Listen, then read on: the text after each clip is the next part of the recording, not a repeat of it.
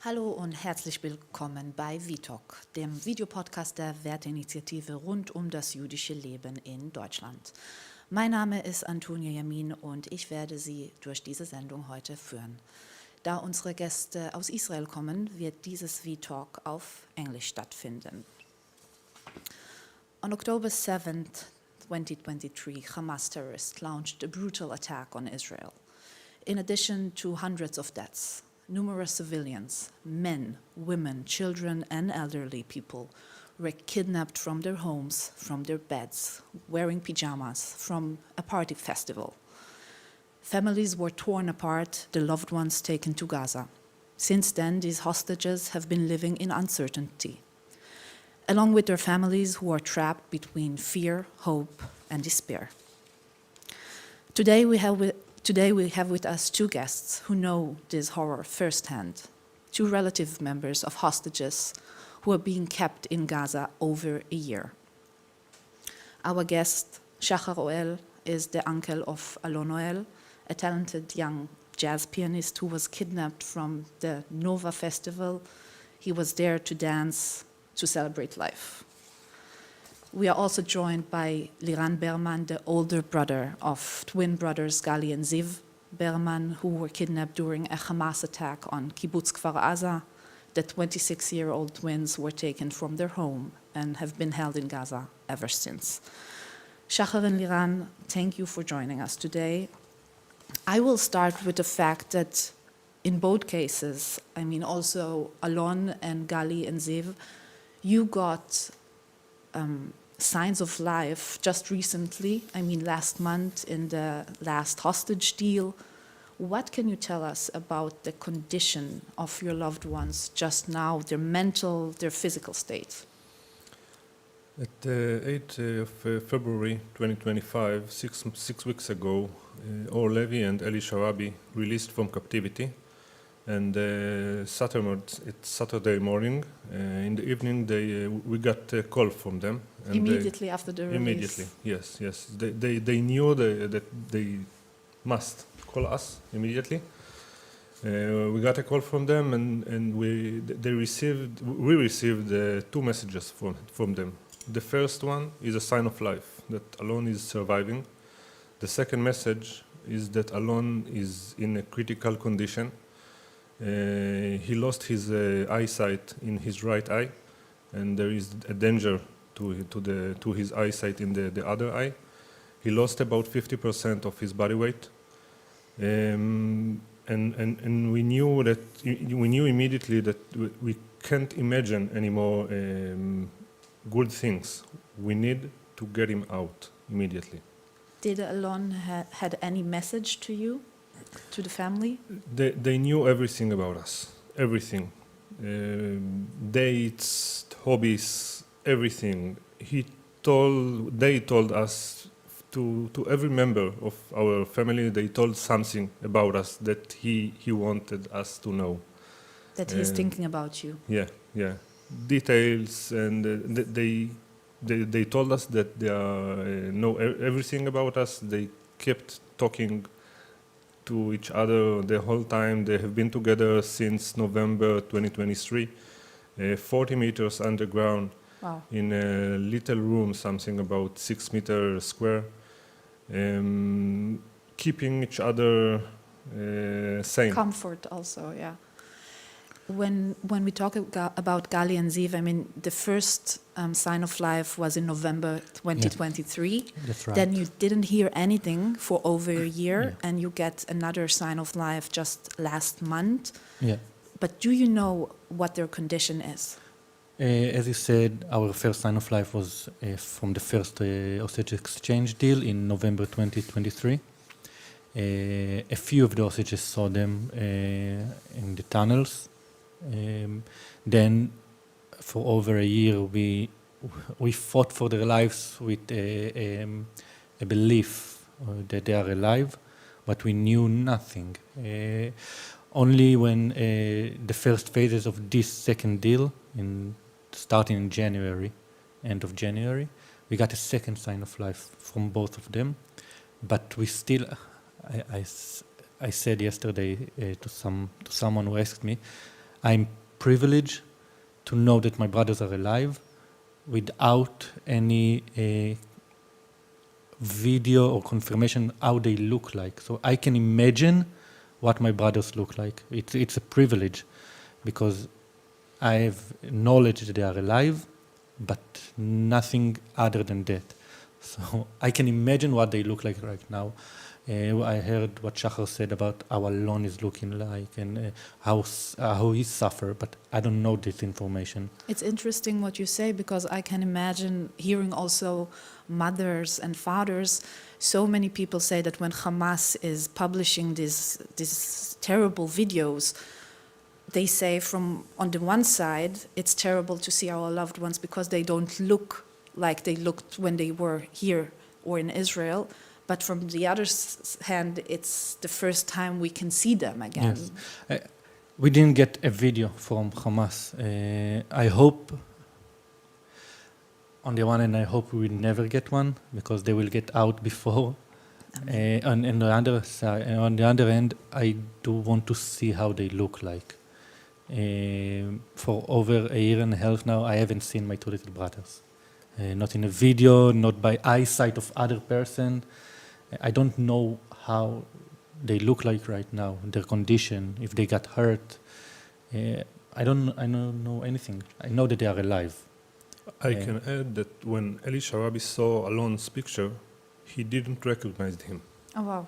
Yeah, he got used to how he's look now in the tunnels, and he cannot connect between the picture and Alon's right now.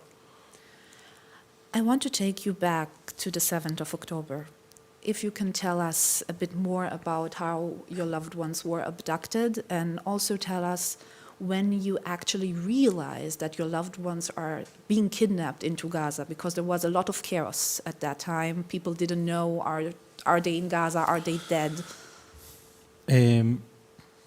My entire family lives in Kfar Aza. I'm the only one who doesn't live in Kfar Aza. And we were supposed to be in Kfar Aza on October 7, together with my two little kids. Thanks to COVID-19, we didn't come to Kfar Aza. We stayed at home.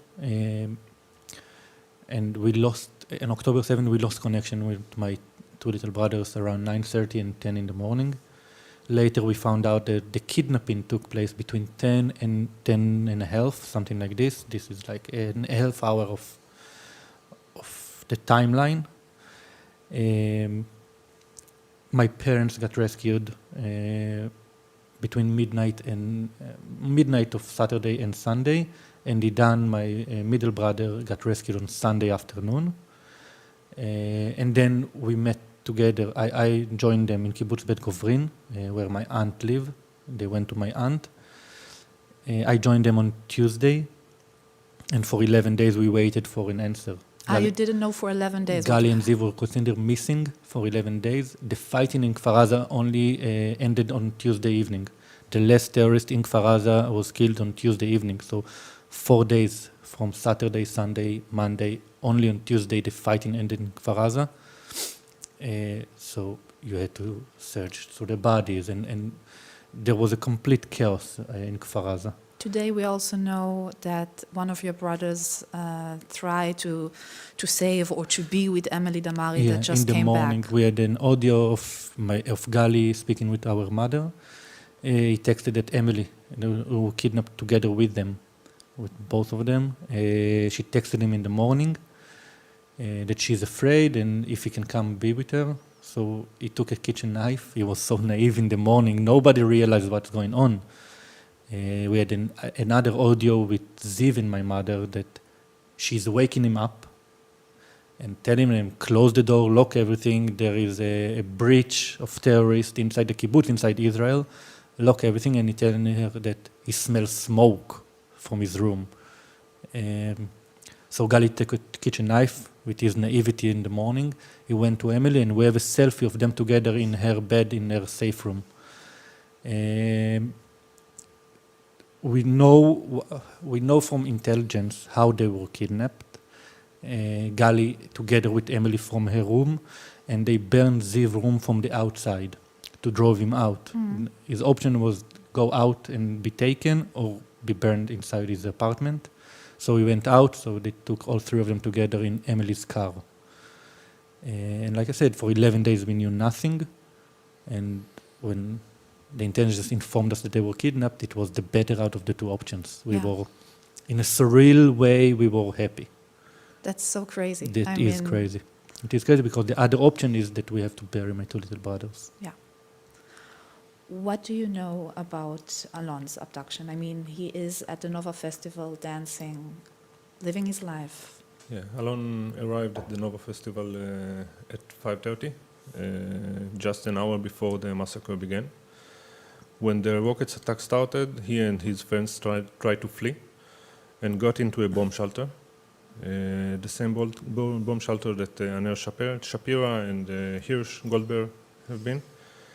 Alon sent his last message to his parents at 8 a.m. And now we know that moments later, the terrorists threw grenades inside that bomb shelter. Do you know what this message said? He told them that he is okay and he is in a bomb shelter and they are just waiting for The army to come and rescue them. Yeah, they didn't know that there are terrorists outside, so they just waited for the rockets attack to end stop. and to go back home. The grenades have killed dozens of people inside the bomb shelter, and then Alon was taken alive from there. In that Saturday, 7th of October in the evening, we got a message that Alon was taken alive from his friend. One of his friends that have been also inside that bomb shelter, Itamar Shapira, called us. He got shot there, but he survived. And the first thing that he have been doing when he can is to call us and to tell us that Alon is taken alive from there. Can you try and describe this feeling of knowing that your loved ones are in Gaza, a place which is horrifying, which is, but also is not so far away from Israel? I mean, we are talking about a few kilometers.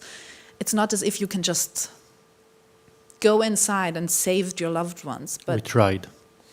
We asked for. We haven't entered into Gaza, but we asked. From Gali's apartment in Kfar Aza, you can see the eastern neighborhood of the Gaza city. 800 meters until the border, until the fence, and 2 kilometers into Gaza city. From his windows of his apartment, so it's so close. Every time that I'm in Kfar Aza and I'm in his room, looking into Gaza and can imagine seeing them there, both of them. Like I said, in a surreal sort of way, it was. We were breaking when they informed us. And then we pulled ourselves together, the entire family, and said, okay, now we need a plan of action. We planned our next step. We divided parts of what we are doing among ourselves, and we set on a mission. Like I said, in a surreal way, it was the better out of the two options. So we were crushed, but then we pulled ourselves together. It took couple of hours to pull ourselves together and set on this mission. I mean, after so many months, there are still people around the world that try to downplay the cruelty of Hamas. There are people, an organization, and even media outlets that refuse to call Hamas a terror organization.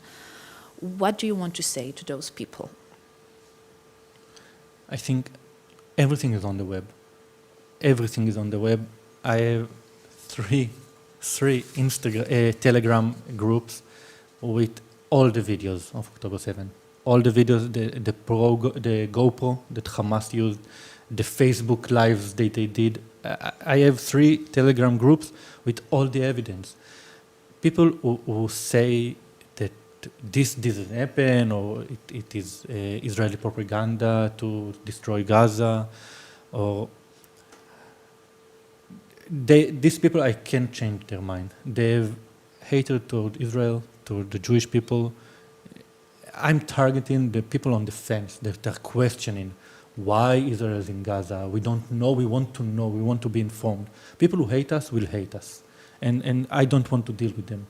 I'm dealing with the people that are questioning why is there a reason. And I say to them, all the evidence you need is on the web. And if you can't find it, ask for it. There is a lot of people who can supply you what happened on October 7. And the easiest answer is that on October 6, there was a ceasefire. There was a ceasefire. And more than 100,000 Gazans worked in Israel on a yearly basis. We invite them to work. Some of the people who got kidnapped even, like the late Oded Lifshitz, he was a peace activist who drove Gazans from Gaza to hospitals in Israel. We wanted peace with our neighbors. We wanted, peace is a big word, but we wanted quiet. We want each neighborhood will live peacefully and prosper. This is why we left Gaza in 2005. People need to remember, Israel didn't control Gaza. And Gaza has a border with Egypt. It's not just Israel is closing the borders. And people don't want to be educated. I think this is the main problem. People who shout against and the pro-Palestinian protest, it is a problem of miseducation. Because all the information is there to see. The ceasefire on October 6th, the Gazan people who worked in Israel, the peace activists who were kidnapped and killed, and everything is there. You just mentioned the people who go out on the streets and shout, "Free, free Palestine." And I mean, it's something we also see here in Europe. It's something we see here in Germany. So many people, also young people, we see it in the universities around the world. People that come out and they fight for the Palestinians, but they forget what happened on October 7th. How do you explain that? I think we are in a losing battle on social media. There are 3 billion Muslims around the world. 20 million Jews, maybe a few 10,000 million supporters. It's a losing battle. We can do our best, but we can't fight the anti-Israel, anti-Jewish propaganda on social media. We can't. It is a battle that we lost already, with 3 billions and a lot of money behind them. There are a lot of money going to this propaganda. We can tell and shout the truth and know that we are on the right side and educate people who come to a real conversation, not to shout at us. I think the university, the free speech curriculum of you can say whatever you want, even if it's a complete lie, it's a big mistake. This is what universities were founded on, free speech and liberal ideas, but when there is a propaganda involved, it's very dangerous. And a lot of young minds, people who will be the next voters in the next elections and the next generation of leaders are being lied to or propaganda against and being brainwashed. And this is something we need to fight, But how is the big question? How? Because even the mainstream media try to be as neutral as possible. And I ask, how can you try to be neutral? Okay, it's your job, but what happened on October 7th, it's not a neutral ground. There weren't freedom fighters coming to liberate Palestine. They come to kill and murder everyone they can find. What do you say to these international forums? Because I mean, it's not only these young people at the universities or the people going out on the streets. I mean, also the UN is downplaying the terrors of Hamas. You met Guterres. Yeah. I was in two delegations to New York. We met with him twice. In one opportunity, I had the privilege to speak in front of him. And I told him, it was just after the president of Iran died in a helicopter crash, and the entire UN, including Guterres, stood in a moment of silence for the butcher of Tehran. And we were there 2 weeks later, after they stood in 1 minute of silence, and I asked him, how are you and the UN standing in a moment of silence for the butcher of Tehran, the men who stand in the nation that facilitated October 7th. They trained Hamas, they funded Hamas, they gave the green light for the attack. How can you stand for a moment of silence? What did he say? This is a custom, and every president of every country, we are obligated to do it. And I said to him, you are standing 1 minute of silence for the head of the snake that killed 1,200 people in Israel and kidnapped 250. You are standing in moment of silence. And you can't say that you want to bring them all home and do it at the same time. You can't. Unfortunately, we see these reactions from so many people, as I said, also international forums. You come here to Germany, to Europe, you have traveling to the US. What is your expectation this time from the German government? Can Germany do more to release the hostages? We are asking for more acts. We got a huge hug, very much sympathy, but we are seeking for more acts. We think that there are things to do about money, about Qatar, about Egypt, and Germany have the power to do more things to bring them all home. When you see the German politicians, I mean, the foreign minister, for example, of Germany, Annalena Baerbock, or the ex-foreign minister, I need to add, was in Israel, I mean, for more than 10 times. She also met with a lot of hostage families. But on the other hand, she's also always talking about the Palestinians' rights and about getting support into Gaza. Do you feel that the German government is sincere when it comes to helping with this cause of bringing your loved ones home? I think so. Gali and Ziv and Alon are German citizens. We are also German citizens. And I do believe that the German government is doing what it can, but it can do much more. I think we are seeing the US government, what they are doing for their citizens. And of course, the United States are the main mediators, and they are working together with Qatar and Egypt in this deal. But we expect the German government to do more for its citizens.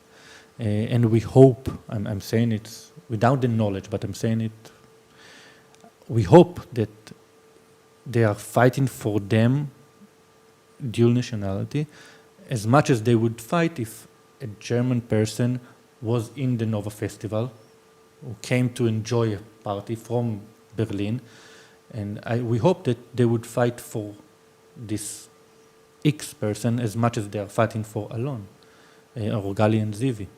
I think that's something that we as Israelis,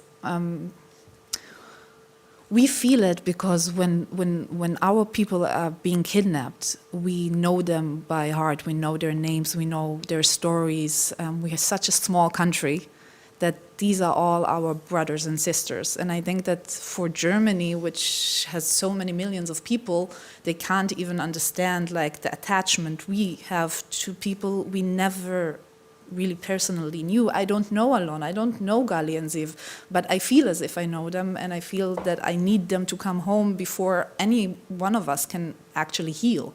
Yeah.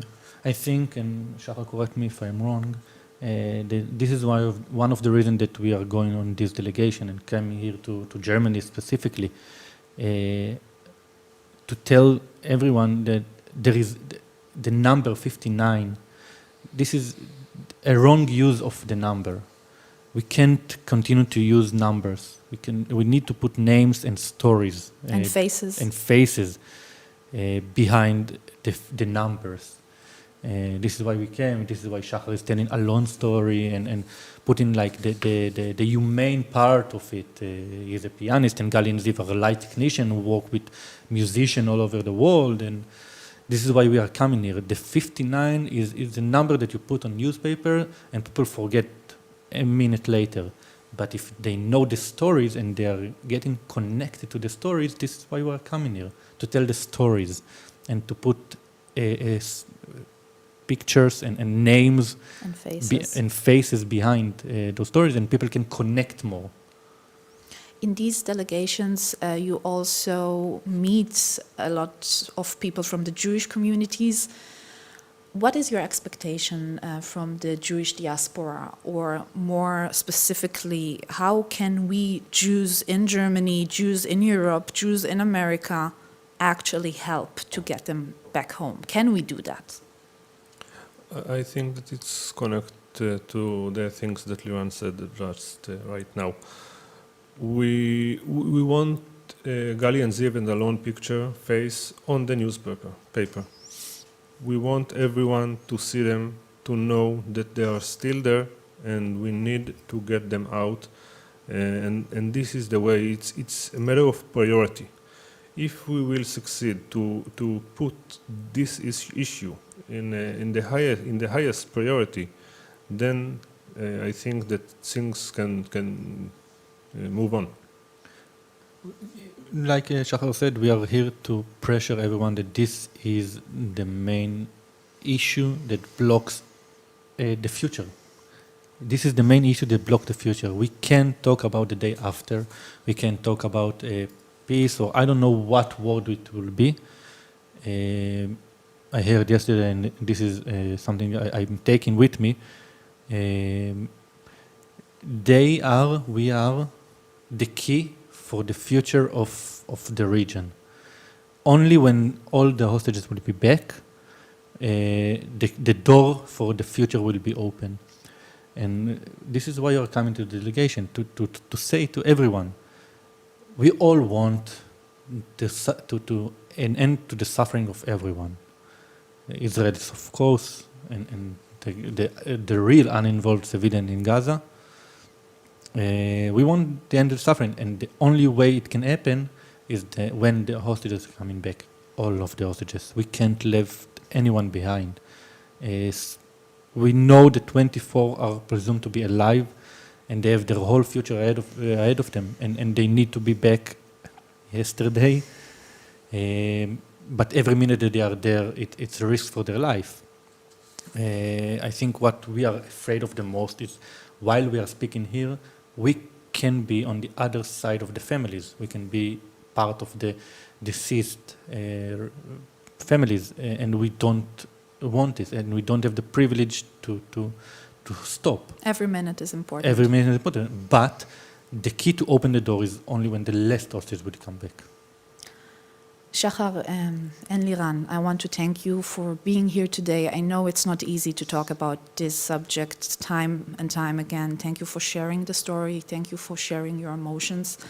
I also want to cry out from this studio here in Berlin and say, bring them home now. And Am Israel Chai. Vielen Dank auch euch, liebe Zuschauerinnen und Zuschauer, für Ihr Interesse und fürs Dabeisein. Wenn Sie mehr über die Werteinitiative wissen wollen und spannende Gespräche wie diese nicht mehr verpassen möchten, dann folgen Sie uns auf den sozialen Medien. Schauen Sie auf unsere Webseite oder abonnieren Sie unseren Newsletter. Bis zum nächsten Mal.